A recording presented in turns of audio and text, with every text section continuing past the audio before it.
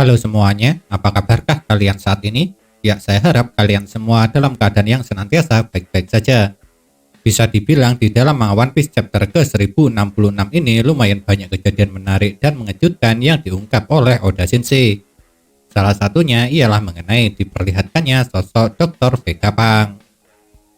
Di manga One Piece chapter ke-1066, Pang 01 Saka memang banyak memberikan informasi kepada anggota bajak laut topi jerami, terutama informasi mengenai abad kekosongan yang diketahuinya.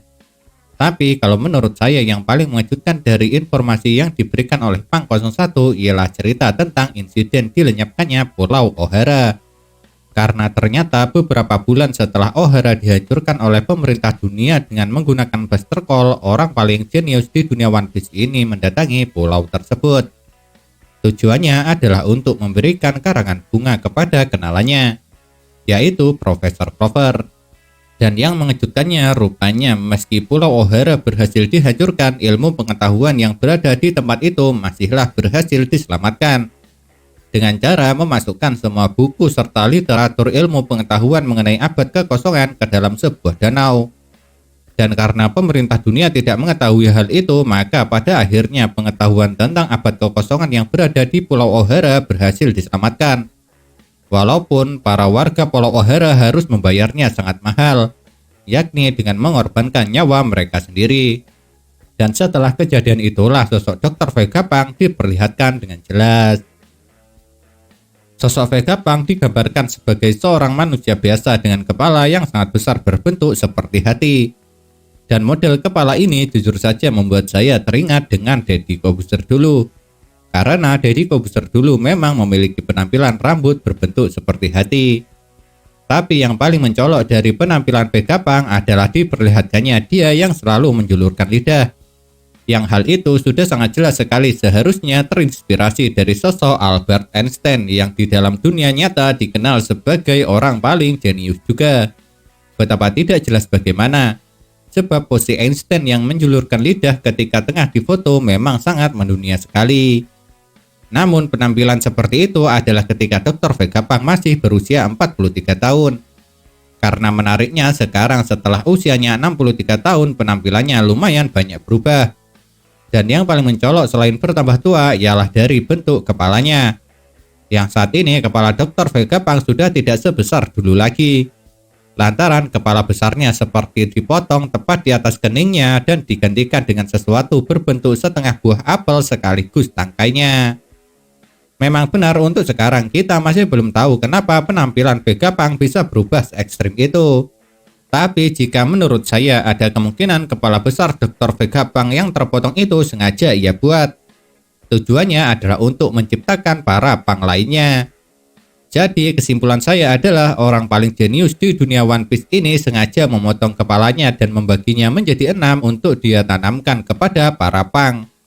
Makanya para punk sangat cerdas karena mereka mempunyai bagian kepala Dr. Vegapunk yang tertanam dalam diri mereka masing-masing. Akan tetapi selain terungkapnya fakta tersebut masih ada informasi lain lagi yang lebih mengejutkan. Salah satunya ialah ternyata pasukan revolusi baru Dragon bentuk setelah Pulau Ohara dimusnahkan. Yang tujuannya sejak awal karena dia memang ingin merubah dunia dengan melawan pemerintahan dunia. Karena Dragon yang juga mengenal Profesor Clover tidak ingin impian temannya itu menjadi sia-sia begitu saja. Dan orang yang mendirikan pasukan revolusi pertama kali ternyata ada 3 orang, yaitu Dragon, Kuma, serta Ivankov. Pada akhirnya literatur yang berasal dari Pulau Ohara memang tidak jatuh ke tangan pemerintah dunia. Sebab semua ilmu pengetahuan itu terlebih dulu diambil oleh klan raksasa dan dibawa pergi ke Pulau Elbaf. Dan mengejutkannya ternyata orang yang menyuruh mengambil serta membawa semua ilmu pengetahuan dari Pulau Ohara ke Elbaf adalah Jaguar di Soul. Sebenarnya teori yang mengatakan Jaguar di Soul masih hidup sudah muncul sejak lama sekali.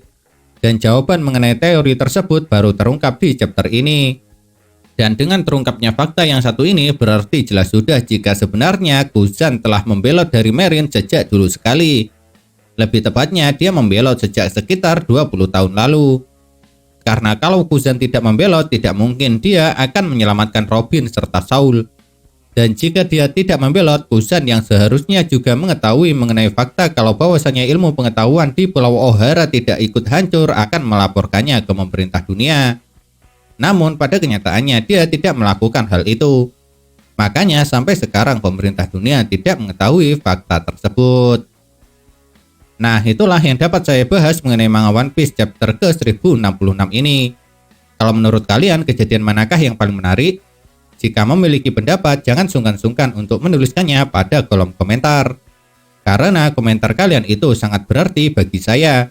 Entah itu untuk dijadikan bahan konten supaya kedepannya menjadi semakin menarik lagi, ataupun dibuat sebagai bahan referensi perdebatan di antara kita semua.